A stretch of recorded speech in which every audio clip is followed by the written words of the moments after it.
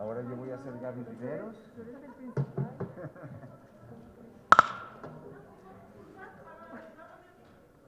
Muchas gracias a todos por estar aquí, de verdad es una gran alegría.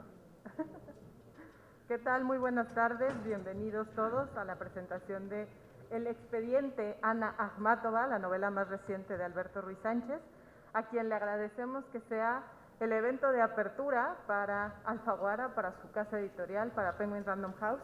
Estamos abriendo caja contigo, querido Alberto.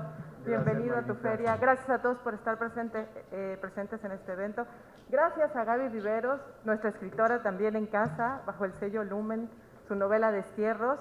Y por ahí está preparando una sorpresita para el 2022 también. Esta pandemia se puso productiva y afortunadamente tendremos cosas lindas con Gaby. Pero el día de hoy lo que tenemos es una charla muy interesante en torno a un personaje que en su momento obsesionó al poder, que en este momento obsesionó a nuestro autor y sobre el cual pues escribió esta novela para fascinación de todos nosotros. Muchas gracias en nombre de Alfaguara y de Penguin Random House.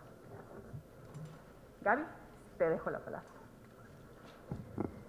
Muchas gracias, Mayra. Muchas gracias de veras a todos por estar aquí. Venimos corriendo de otro evento y estamos muy emocionados de volver a estar aquí de manera presencial. Y bueno, pues muchas gracias, Alberto. Estoy feliz de compartir esta mesa aquí contigo para presentar tu reciente novela. Es para mí realmente pues un honor, un gozo estar aquí de nuevo. Y bueno, el libro que vamos a presentar con Alberto, esta reciente novela, El expediente Ana, la viajera del mundo de adentro, recién publicado bajo el sello de Alfaguara. Su obra, bueno, sobra presentar a Alberto, ya muchos de los que están aquí lo conocen, lo han leído, su obra como narrador, poeta y ensayista, bueno, es fundamental para la literatura y ha sido, bueno, traducido a muchísimas lenguas, alrededor de unas 15 lenguas, premiado en muchos países, entre otros Rusia, España, Francia, Suiza, Estados Unidos.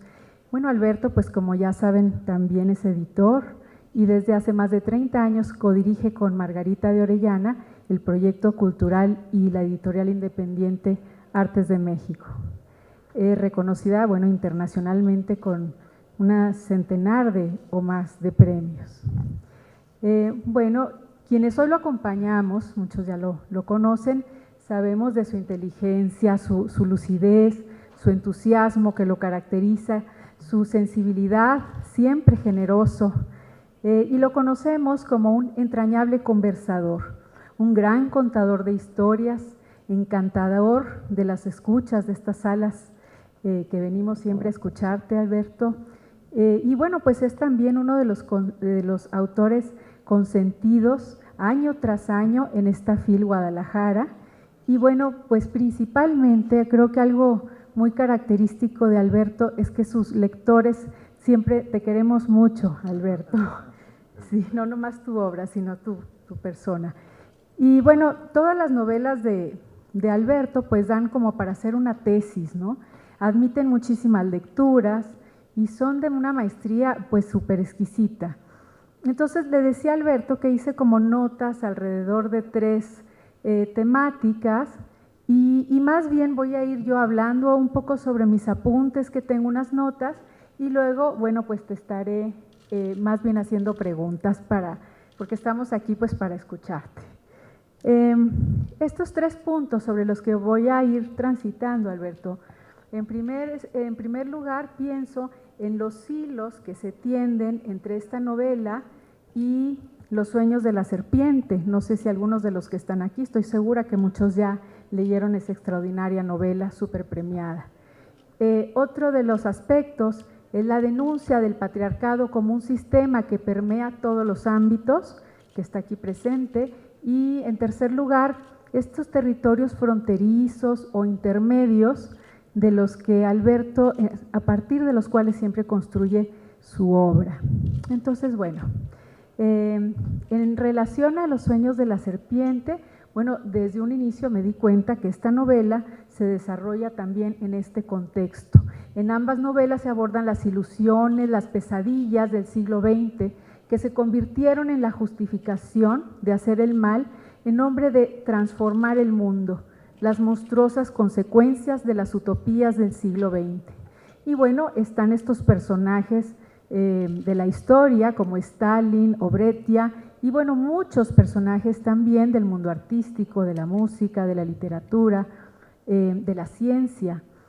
Y si ustedes recuerdan, hay un personaje en la novela de Los sueños de la serpiente que es una especie, es un inmigrante, es un mexicano que migra a Estados Unidos, que se llamaba Juan y luego se llama Johnny y luego Iván y luego Ioani, y vuelve a salir en esta novela. Hay dos personajes que recupera para esta nueva novela. Entonces allá pues era un hombre anciano encerrado en un psiquiátrico que estaba dibujando y escribiendo sobre los muros los recuerdos que iba recuperando. Era un hombre desmemoriado, tenía que inventarse a sí mismo. Y en algún momento este hombre llegó a la Unión Soviética y se vuelve obrero de la planta armadora que Ford le vendió a Stalin para crear una utópica Detroit soviética. Vera, quien sale también, Vera Tamara, para salvarle la vida, le consigue un trabajo enseñándole inglés al hijo de Sergio Beria, que era el jefe de la policía secreta de Stalin. Y entonces, finalmente, bueno, es como el que nos va llevando en Los sueños de la serpiente. Ahora tenemos una novela en donde esta mujer, Vera Tamara, es la que nos va a ir llevando en esta reconstrucción. Entonces, ella va a ser una vigilante encubierta de Ana Akhmatova. Ella deberá averiguar cómo logra ella escribir desde este confinamiento en el que la tiene Stalin y publicar cómo es que eso que se le ha prohibido, cómo es que estos libros o estos poemas de ella circulan en el medio internacional. Y además vamos a ver ahí con una sutileza cómo Vera Tamara trae su propio proyecto, no nada más la consigna que le ha sido asignada. Bueno, en ambas novelas los protagonistas se encuentran confinados y tienen este tema de la memoria, a uno no puede recordar, la otra no puede escribir. En ambas novelas, Alberto, hay también alguien que recibe unos papeles. En Los sueños de la serpiente las recibe alguien que parece ser Alberto Ruiz Sánchez. Y aquí una editora que se llama Livanova, o se apellida Livanova.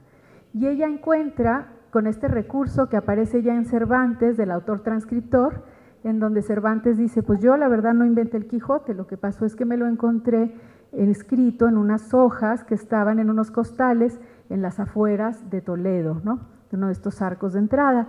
Y bueno, con este recurso que va y viene en la literatura, aquí Livanova se encuentra pequeñas hojas del tamaño de la palma de una mano y cortezas de abedul en donde hay textos escritos. Estos autores transcriptores que, bueno, entonces, bueno, paso a las primeras preguntas, Alberto. Hay todo un universo que yo percibo que has venido gestando durante muchísimos años, pensando en Los sueños de la serpiente, que también te llevó como mucho tiempo hacer toda la investigación. Y mi pregunta, bueno, y además les cuento que en esta novela Alberto nos deja picadísimos y nos va anunciando hacia el final que esto continuará. O sea, que esta novela es producto de la primer caja de expedientes que recibe la editora, pero que hay una segunda caja que nosotros, por supuesto, ya queremos saber qué hay ahí. Entonces, ¿cuál es el germen?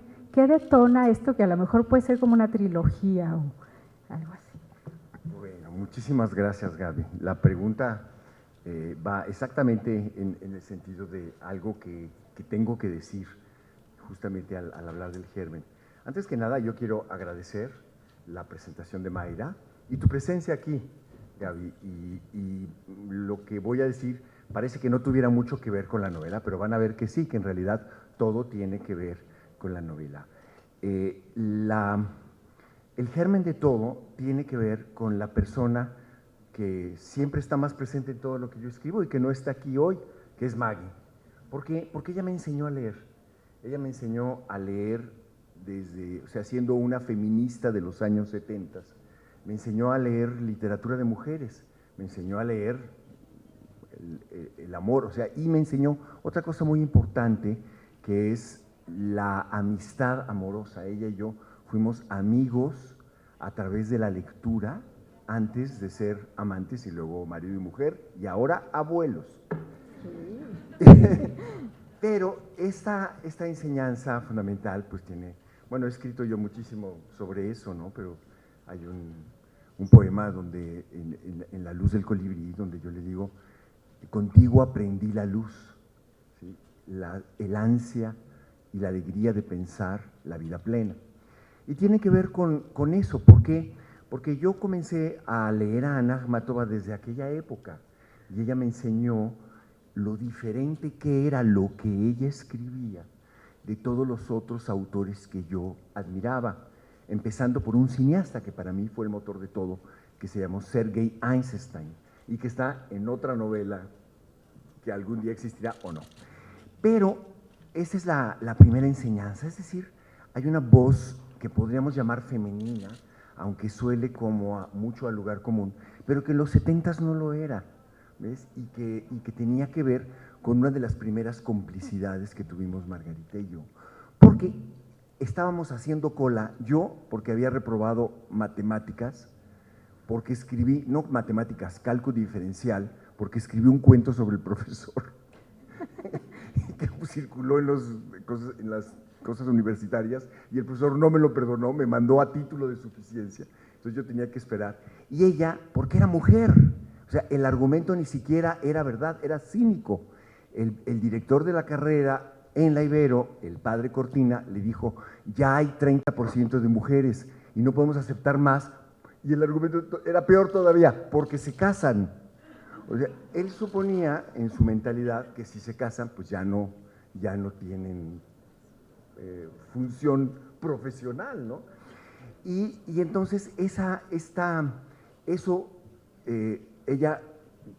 empezamos a hablar del libro y ella me hizo escribir y ayudarle a escribir la carta con la que ella amenazó al padre con una lectura feminista radical de por qué era absolutamente absurdo esa decisión y logró ser aceptada. Y seguimos siendo amigos todavía como 3 años antes. Bueno, eso tiene que ver con mi primera lectura de Ana Akhmatova, ¿no? Y tiene que ver de una manera muy, muy fuerte, ¿no? Y la vida va dando muchas vueltas y pasan muchísimas cosas. Yo también tengo que decirles que yo agradezco mucho a Gaby que esté aquí. Gaby es cómplice y amiga de muchísimos años y obviamente ella y muchas de mis amigas escritoras que están presentes, todas son mucho más jóvenes que yo, o sea, es muy chistoso porque esa época en la que uno es escritor joven y luego ya es el abuelito, se va como de rayo, pero yo conocí a Gaby embarazada y escribiendo libros para niños. Y desde entonces hablamos de literatura, hablamos de muchísimas cosas, y Gaby siempre ha sido una cómplice leyéndome desde Monterrey y haciéndome que su gente me lea. Y eso es algo que yo agradezco, porque ha sido realmente muy importante en mi vida de autor, ¿no? Así es que estoy muy, muy agradecido. No, nada que agradecer. Y tiene que ver con Ana Akhmatova, porque la manera en la que tú y tu gente han leído mis libros es muy diferente de como la leen la mayoría de la gente. También aquí tengo la suerte de que en este auditorio está tal vez la poeta que más ha influido en mí con sus poemas, y esa es Ana Belén López, que es la primera vez que viene a la feria y que está ahí, que es mazatleca, no siempre lo ha sido, pero a veces ha tenido paréntesis, pero ella fue, desde muy pronto, fue como del equipo de un gran poeta argentino que vivió en México, que se llama Hugo Gola, y con Hugo Gola ella editó una revista que se llama Poesía y Poética, que es muy importante y que editó libros, y los libros los coeditamos juntos. Y el primer libro de Ana Akhmatova que se publicó en México, lo publicamos juntos, se llama Requiem, está en la colección de Poesía y Poética, hace muchos años.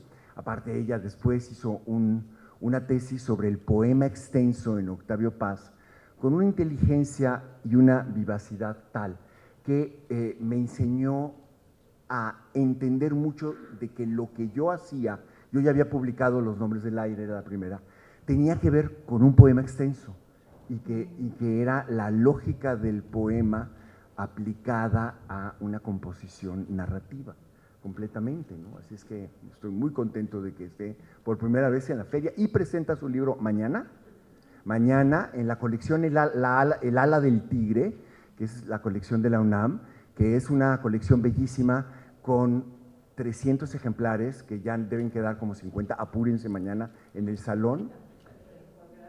¿En qué salón? En el F. Y está además aquí su hija Abril, que también es escritora Nobel, y bueno. También hay otra poeta que me ha marcado mucho y que me ha abierto espacios, que es Raquel González, que está aquí en la segunda fila también. La FIL cumple 35 años. Yo el martes próximo, no es el que sigue sino el otro, cumplo 70. Es decir, la FIL ha ocupado la mitad de mi vida como autor. O sea, mi primer libro se publicó hace 30 y… ¿cuánto? En el 87.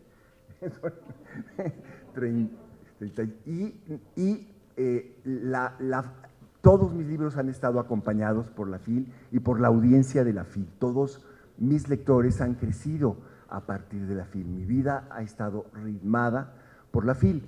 Y todo comenzó mucho antes, cuando Raúl Padilla me invitó a inaugurar algo que él inventó antes de la FIL, que era una librería que se llamaba Don Quijote, y fue un proyecto quijotesco.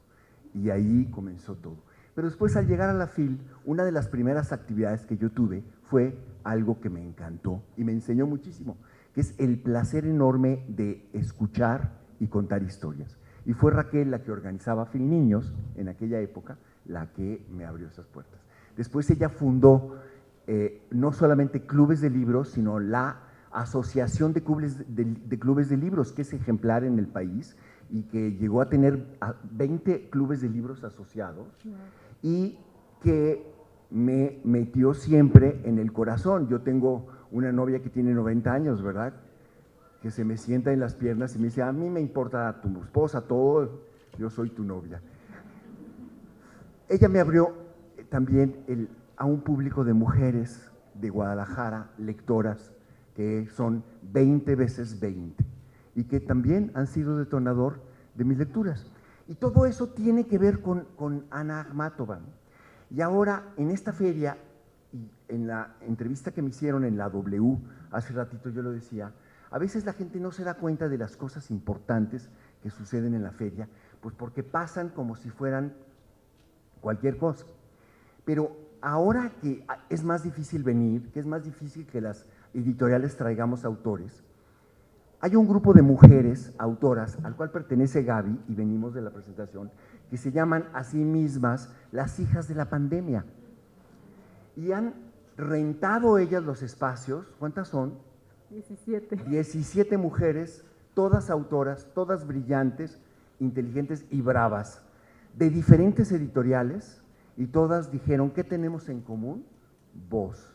Y entonces se rentaron un espacio, se abrieron espacios, creo que también en la Federación de Clubes de Lectura, en Gonville, en la librerías Gonville, van a inaugurar Gonville Chapala, una primera sesión. Es decir, son mujeres que muchas de ellas son amigas mías de toda la vida y que yo quiero muchísimo. La Pau, no sé si está, creo que no está. Está haciendo Paulina entrevistas. Vieites, que conozco de toda la vida. Ligia, creo que sí está allá, ¿verdad? Ligia es una autora joven que yo conocí aquí, en las ferias, acompañada de su papá, con un librito que se llamaba La Muralla, y que yo leí el libro y me encantó, y nos hicimos amigos y nos hicimos cómplices.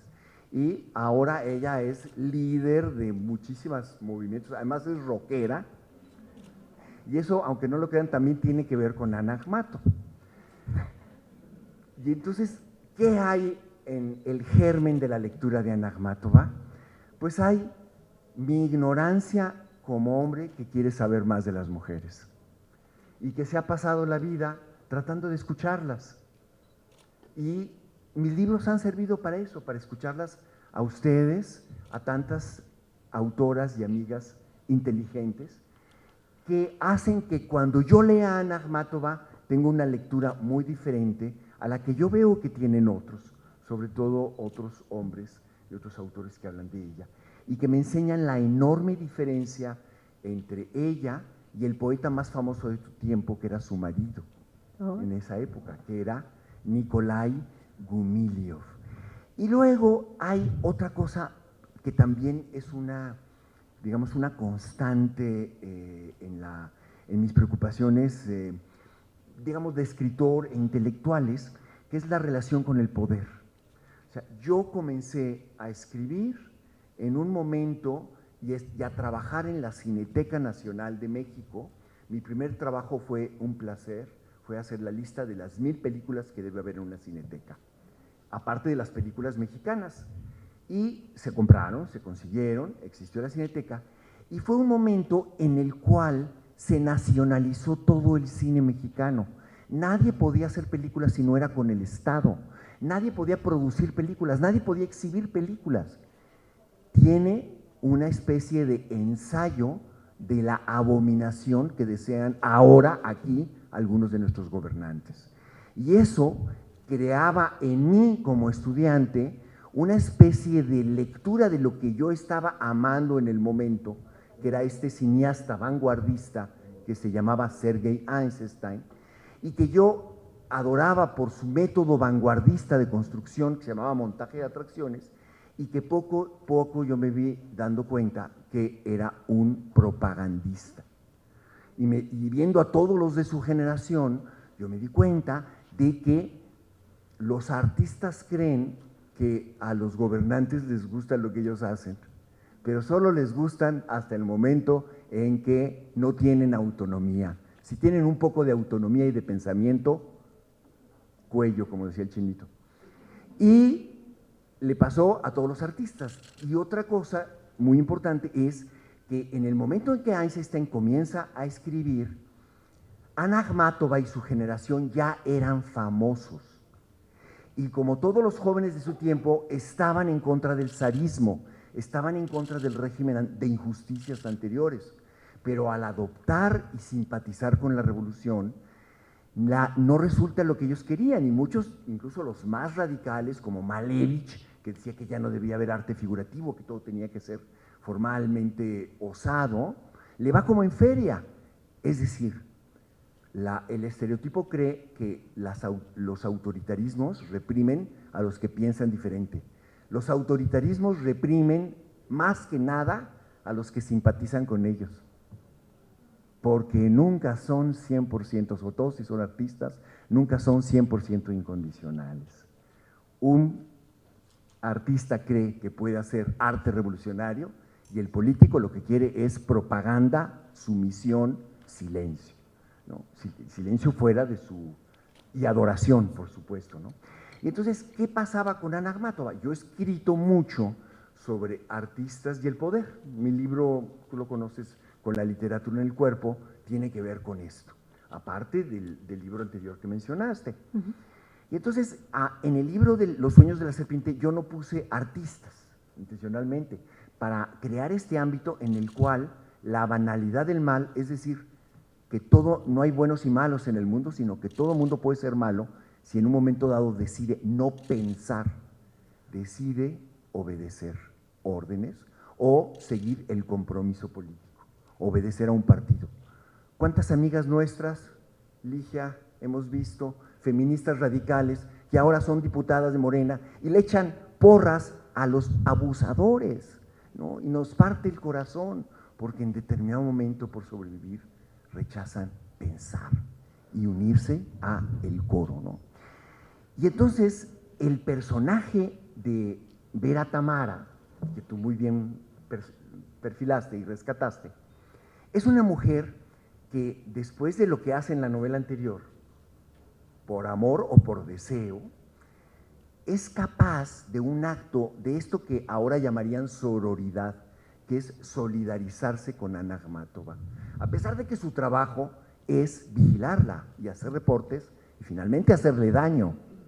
pero llega un momento en el que ella decide pensar, como dice Hannah Arendt, usar la facultad humana primera, que es la de ser racional. Rechaza abandonar la racionalidad. Y al tomar una decisión, pues se solidariza con Ana, no por un principio de ser políticamente correcta, de solidaridad con otro, porque no existía eso en el momento, simplemente por fidelidad a ella misma, decide no ser verdugo. Y ese es el detonador de la novela, ese es el germen de la novela. Este acto de una vigilante que traiciona a su jefe y decide no hacer daño a Ana Akhmatova. Y ahí arranca todo. Así es. Bueno, voy a seguir un poco. Pues, Alberto, lo que mencionabas hace rato, creo que definitivamente todo lo que nos has venido platicando con Maggie, tu aprendizaje de lectura sobre Ana Akhmatova y su escritura tan distinta a sus contemporáneos, pues esta novela en realidad es un acto de escucha a las voces de las mujeres. Y con esto voy a pasar a este segundo como bloque de tema que tiene que ver precisamente, tú ya nos hiciste la introducción, con este patriarcado que tú lo tienes tan bien definido, porque aquí podríamos estar platicando horas y desgranando cómo está narrando estas voces femeninas y con cuánta sutileza lo vas identificando. Al inicio nos habla la voz narradora de cómo Stalin admiraba este suceso de las brujas de Salem, esta posibilidad de inflamar a las masas y que la masa linche, y que el tirano es capaz de despertar en sus seguidores los deseos más oscuros, incluso en gente que podría parecer buena persona. Y empiezan a describir ese proceso meticuloso, no basta con ponerle a alguien un apodo y luego intimidarlo y luego el acoso, el juicio público y bueno, y luego tenía como esta receta siniestra de en estos actos públicos siempre incorporar a gente inocente para estos fusilamientos masivos, para esto, ¿no? Entonces, bueno, vemos en este contexto este patriarcado como sistema que permea todo. Stalin, por supuesto, es el personaje que lo encarna, es el tirano, el de una crueldad monstruosa. Estos juegos perversos que vas describiendo, que terminan casi siempre con la muerte de sus más allegados, incluso de los artistas que estaban pues obligados a adularlo. Todos los que lo rodean están amenazados una y otra vez. Y bueno, claro que luego vamos viendo y también vemos en el libro cómo Stalin y Beria, por ejemplo, son hijos de padres abusivos. El padre de Stalin golpeaba a la madre, incluso luego se sugiere también en un texto que ese realmente no es su padre, sino que un clérigo era su padre, lo cual es también otro abuso. Bueno, y vemos, se empieza a perfilar a lo largo de la novela, pues esta otra escucha femenina, en donde vemos que Stalin tiene un talón de Aquiles, y esto es lo que Vera Tamara ha identificado, y de alguna manera vamos viendo que identificar este talón de Aquiles se vuelve también como un proyecto de ella. Vemos que Stalin, con todos estos más de 20 nombres quizá que tuvo a lo largo de su vida, pues un nombre esconde una identidad, entonces todos esos Stalin que fue. ¿Y qué pasa, no? Ahí en la novela vamos a ir viendo qué pasa con el joven.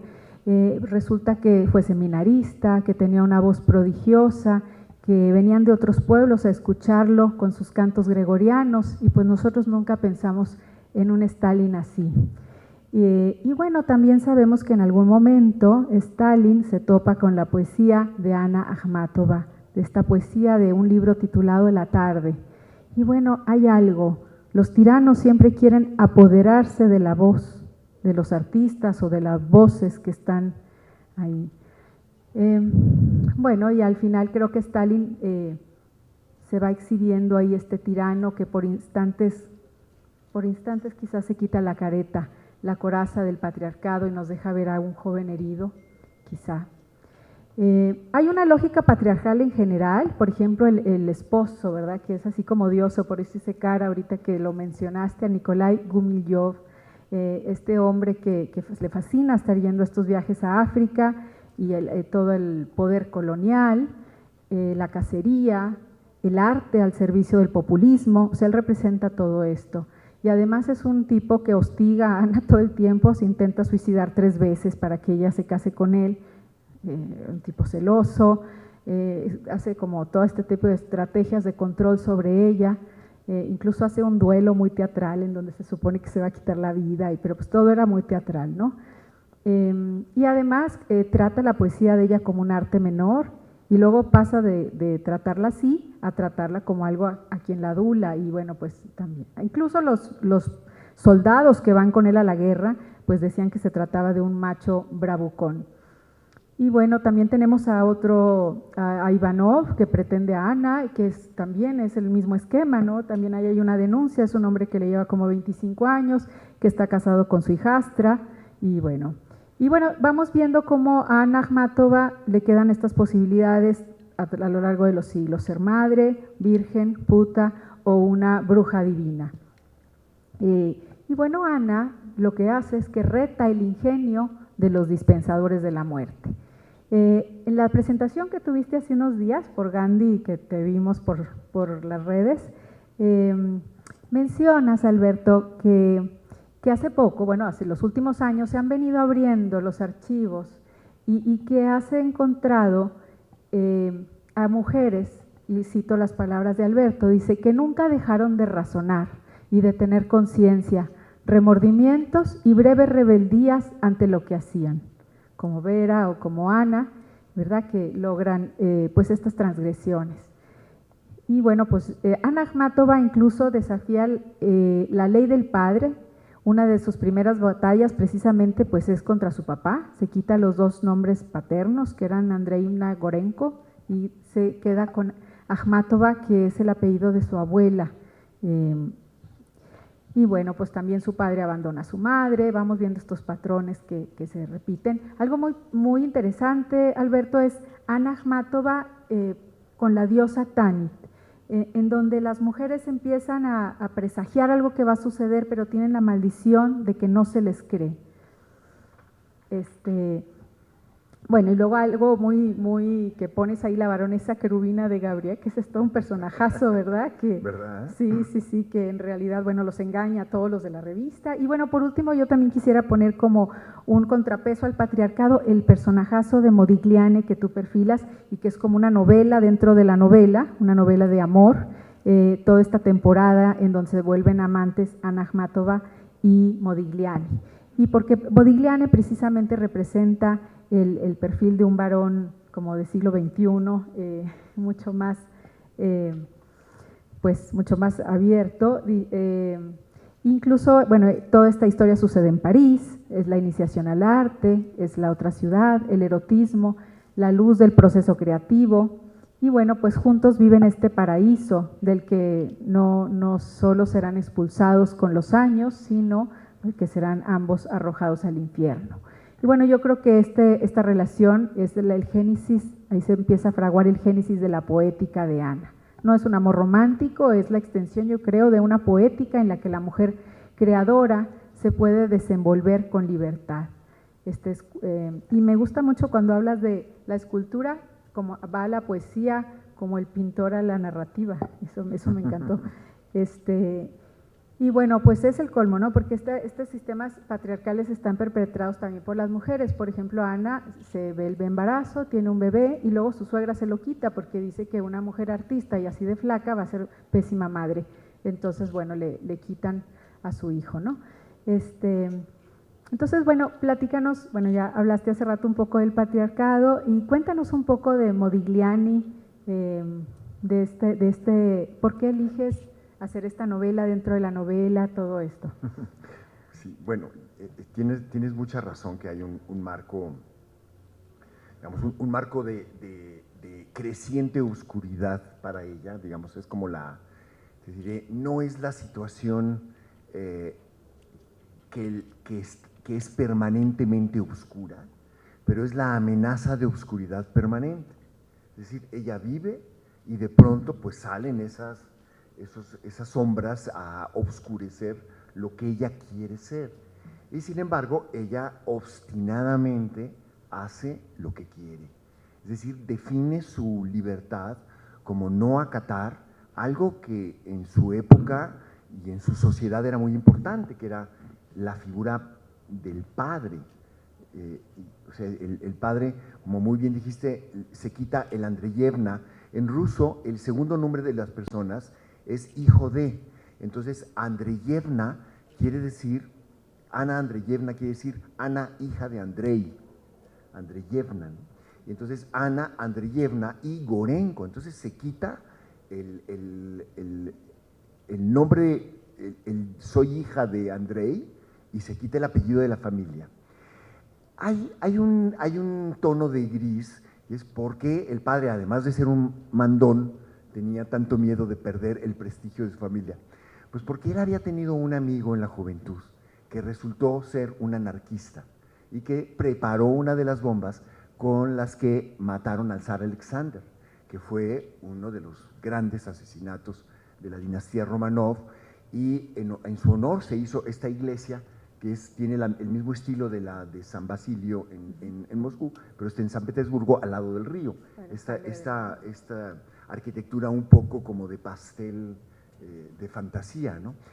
Y entonces él perdió trabajo, perdió todo, y entonces poco a poco fue reconstruyendo su prestigio y volvió a tener trabajo. Entonces, claro, es un abuso que un padre le diga a una hija, no puedes ser poeta porque me vas a desprestigiar, pero al mismo tiempo entiendes que el pobre está en la tablita, ¿no? Y que en realidad no supo qué hacer, no se justifica, pero es. Y ella, radical, dice, yo soy poeta, por lo tanto, tu nombre está muy bien ahí. Y bueno, hay más cosas, ¿no? Él tenía otra esposa, en fin, se complica la cosa. Pero lo interesante para mí en la construcción del personaje es que esta primera afirmación poética la va definiendo no solamente como rebelde, no solamente como mujer que quiere tener su propia voz, sino desde el punto de vista de ella como poeta. Y eso para ella es una manera de estar en el mundo. ¿Ves? Antes que ser todo, antes de ser madre, antes de ser esposa, antes de ser lo que sea, es poeta. Y eso significa ver al mundo de cierta manera y ocuparse del mundo de cierta manera con las palabras y con el rol que ella ocupa en esa sociedad. ¿Ves? Que es algo, no sé, un poco para explicarlo, yo hago referencia a las tradiciones rusas mezcladas con gitanas, que sería un poco para nosotros como el de chamanes. O sea, bueno, estamos en área huichola, ¿no? Entre un Volkswagen que llenan de cuentitas de vidrio y un cuadro de un chamán, hay una diferencia enorme. Y la diferencia enorme, aunque los dos sean muy bonitos o el otro sea un cuadro, por ejemplo, el artista que hizo su cuadro que está en el metro del Louvre es muy bonito, se llama Santos, es muy lindo. Pero José Benítez Sánchez, que es chamán, tiene una responsabilidad social que es, y así la llaman, luchar contra la enfermedad del ruido, porque lo que dicen los políticos, lo que dice la publicidad en la radio, lo que dicen los chismes de los vecinos es ruido. Y entonces viene el chamán y cuenta la historia en su cuadro de cómo invoca a los dioses. Y gracias al cuadro aparecen. Si no hay cuadro, no hay invocación y no hay aparición. A diferencia de alguien que hace algo bonito nada más. Bueno, Ana asume su papel como poeta de alguna manera como chamana de su tiempo. Ella se siente responsable de una lucidez para decir las cosas. Y es la época de las vanguardias. Entonces, algo muy interesante es que ella es famosa entre los jóvenes antes de publicar sus libros porque era lo que nosotros llamaríamos ahora una performancera.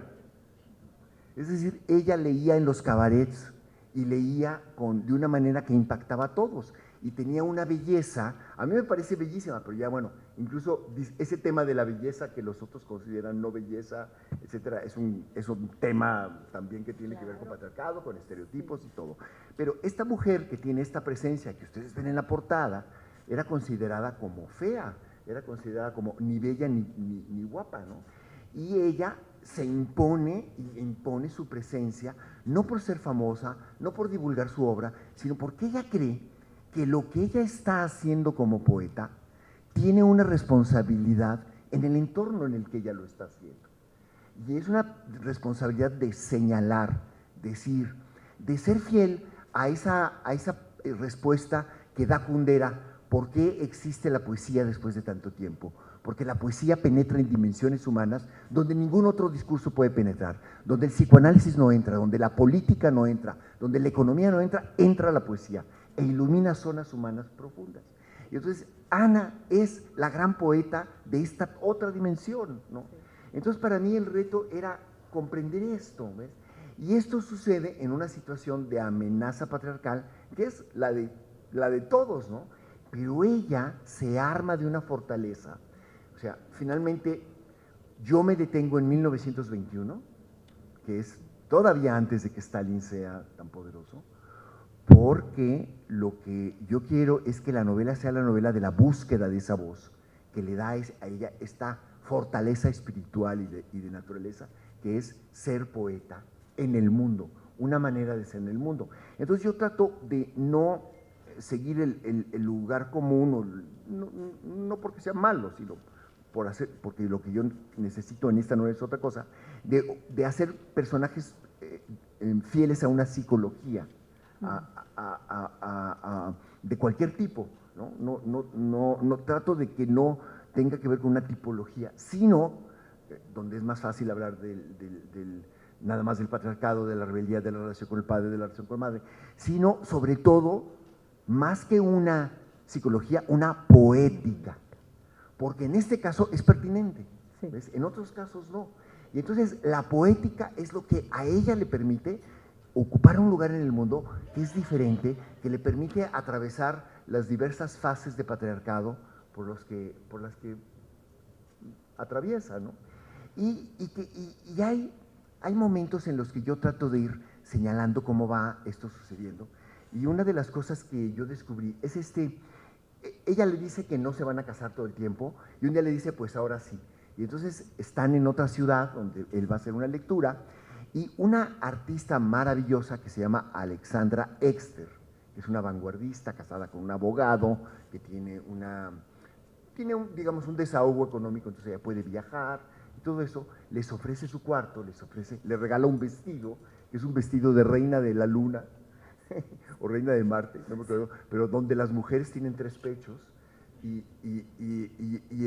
pero la lleva a que le lean el futuro unas gitanas. Bueno, todo eso que significa está documentado, ¿no? Y nosotros en Artes de México publicamos un manuscrito de esta Alexandra Exter, de un cuento que hizo con la gran escritora cubana Lidia Cabrera, donde habla de estas brujas y de estas reinas y de estas gitanas, y habla de una chamana, porque Lidia Cabrera es una escritora, antropóloga, que habla de los rituales negros y del chamanismo. Entonces, ¿ves? De alguna manera yo no hablo de chamanismo, no hablo de patriarcado, pero todo eso está implícito y trato de hacerlo o de leerlo de una manera sutil, pero afirmando esta fuerza tremenda gracias a la cual ella va a poder atravesar su siglo, ¿no? Y no es fácil, la relación con el hijo que mencionaste es terrible, y yo creo que para ella y para muchos, o sea, los hijos son la gran fragilidad, ¿no? Y nunca termina de no sentirse culpable, ¿no? Todavía ella, fíjate, llega la policía, se lleva al marido, ya no vivían juntos, ¿no? Lo asesinan. Y después al hijo lo persiguen por ser hijo del hombre que fue fusilado, acusado de ser enemigo de la revolución, y hasta gracias a los nuevos archivos, ahora se sabe que fue inocente. Yo sí siempre pensé, y todavía en 1988 yo publiqué un artículo sobre Ana Akhmatova, y hablo de cómo el marido era enemigo de la revolución. No era enemigo de la revolución, era un tipo que no era prosoviético, pero no era enemigo de la revolución. Y cuando trata de salvarlo Gorky, que era el típico intelectual Stalin, así digamos, sería como nuestra querida Elenita ahorita probablemente, eso era Gorky.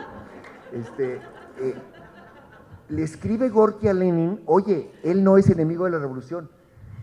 Víctor Serge, no sé si ustedes lo conocen, es un gran autor, un gran novelista impresionante, padre de Vladi, que es un pintor que es muy importante en México, en la historia del muralismo, postmuralismo mexicano. Vladi es fundamental. Vladi presentó mi libro sobre Gide en Rusia en la primera edición. Víctor Serge le escribe a Lenin, le dice, oye, este hombre no es prosoviético, pero es inocente, no merece ser ajusticiado. Pero el juicio en el que lo meten es muy parecido al juicio de los 31 científicos de CONACYT, es decir, hay que juzgarlos para dar ejemplo, hay que meterles un sopapo y, si es necesario, meterlos acusados de algo desmesurado, ¿no? O sea, de complicidad de narcotráfico, ¿no? Para meterlos a la cárcel más peligrosa. Eso le pasa a él y lo fusilan con otros. La respuesta de Lenin a Gorky y a Víctor Serge es, en este tipo de juicios es importante que haya gente inocente, porque si no, el ejemplo no está bien dado, ¿no? Porque si no, no amedrenta, ¿no? Entonces, ves, de alguna manera, pues esos son como vínculos indirectos con México que son poderosos y que, pues, hay cosas del autoritarismo que se repiten en todas las sociedades, ¿no? Así es. Y Alberto, ahora platicando un poco sobre este interés tuyo de construir estos textos que son como fronterizos, que van por estados transitorios. Hace 2 o 3 años se presentó, no sé si en esta sala o en una de estas, Los sueños de la serpiente. Y yo me acuerdo haber estado entre el público y Alberto Mangel dijo, esto es una obra maestra, es uno de los libros más importantes que se han escrito en mucho tiempo en castellano. No pertenece a ningún género. Y habla de una geografía poética, y habla de que no ficción ni ensayo, ¿no? Y bueno, pienso que esa misma descripción puede aplicarse tal cual a este libro. Y dice, y en palabras tuyas, en una entrevista, Alberto, habla sobre la digresión, que es uno de los como motores en Los sueños de la serpiente. Dice, porque la digresión convoca al azar para que venga la poesía. Para mí, el deber de la novela es la exploración, usarla como un bisturí para explorar aquello donde otros no han llegado. Y entonces, hablando de estas formas fronterizas, de esta estructura, bueno, no he mencionado, pero es un libro bellísimo que contiene muchas fotografías también de pinturas, de esculturas, y además los márgenes son pequeñitos porque cada página, ¿verdad?, es un texto con inicio y final, con título. Los que tienen títulos en cursivas son los que escribió, los que están transcritos de Ana Akhmatova, supuestamente. Y luego siempre está también una letra del alfabeto cirílico, del ruso, sí, que es el, ¿verdad?, como un silencio, ¿no? Bueno, todos estos juegos, todo esto para armar estos rompecabezas, son 187 textos organizados en estos 9 capítulos, en una nota de la editora que inicia y que está al final también, esta editora Livanova, que aparentemente está exiliada en Ucrania y que ha recibido la caja 1, que se titula El otro expediente de Ana Akhmatova, y que fue organizado por Vera Tamara, como ya lo mencionamos. Bueno, pues hay también este pacto de complicidad con el lector, porque desde el inicio uno toma el libro y ya no lo puede soltar. Todo el tiempo sentimos que vamos a saber cuál es ese secreto, ¿no? Pero así nos llevas desde el principio hasta la última página, y además yo sobreviví, ahora soy una anciana y te lo voy a contar, ¿no? Entonces es una novela también sobre el poder de las palabras. Bueno, pues me fascina esto de texto que debe caber en la palma de una mano. Y el otro día mencionaste algo, Alberto, que creo que es esencial, y que en cada uno de estos textos se conjuga la narración, el asombro de la poesía y la reflexión. Bueno, también está este yo narrativo en crisis, de que también es algo que está aquí fluctuando, hay textos contados por Vera y otros que están contados por por Ana, por la poeta, ¿verdad? Las voces van como en un río, afluentes, dicen y regresan. Ya estamos cortos de tiempo y bueno, pues estos cambios de orden social, la caída del zarismo, la Revolución Rusa. Quisiera, no sé, Alessia, al final que nos hablaras un poco del miedo, del sonambulismo, que es algo también que está aquí en la novela, como estos estados intermedios, y también saber si es verdad que sí va a salir esa segunda caja. Bueno, ya me mandaron papelito. Sí, estamos amenazados. Alcanza muy poquito, pero bueno, te diré que a diferencia de la novela anterior que funciona por digresión, esta funciona por síntesis y yo agradezco la complicidad de mis editores porque no creas que es fácil ajustar las… ¡Qué bárbara! Está subrayadísima. Todo rayado. Qué bonito, luego me deja sacarle copia. Pero cada capítulo tenía que estar en una página y yo traté de que no fuera un cuento, que era lo más fácil, o un texto. Yo traté de que en cada página hubiera el germen de una novela. Es decir, que cada página fuera una novela. Es decir, lo contrario de la digresión, esto es la síntesis máxima, y que fuera hilado. Y yo creo que del miedo, vamos, me da miedo, me da miedo que nos pasemos mucho más, ¿no? Y la verdad, te agradezco mucho tu lectura, Gaby, la verdad, es muy lúcida y tiene absolutamente… Como ya sé que siempre haces, entiendes todos los pormenores y los laberintos del libro, pero el tema del miedo lo vamos a dejar para la siguiente sesión, ¿verdad? Claro, y el sonambulismo. Empezamos con porque… eso. Yo quiero robarme un último minuto, me voy a pasar, que es cosa que no hago normalmente, pero yo quiero invitarlos a que vean el stand de Artes de México. Ustedes recuerdan el stand de Artes de México, siempre muy vistoso, pasamos de tener un smoking a tener una tanga. Y esa tanga está en el D9. Publicamos poquísimo, publicamos un libro precioso sobre las fiestas de Guerrero como rituales de conciliación, como una política de conciliación de México, y un bestiario artesanal que tiene que ver con muchos de los esfuerzos de Pushkin por recuperar lo popular, de los que también se hace eco Ana. Y bueno, hay muchas sorpresas y muchos libros que no alcanzaron a difundirse el año anterior porque no estuvimos aquí. Y yo les suplico que visiten el stand de 9, llévense algo de lo que vendamos en esta feria, depende muchísimo de los próximos meses. Por favor, pasen de 9 y llévense algo, pagando, claro.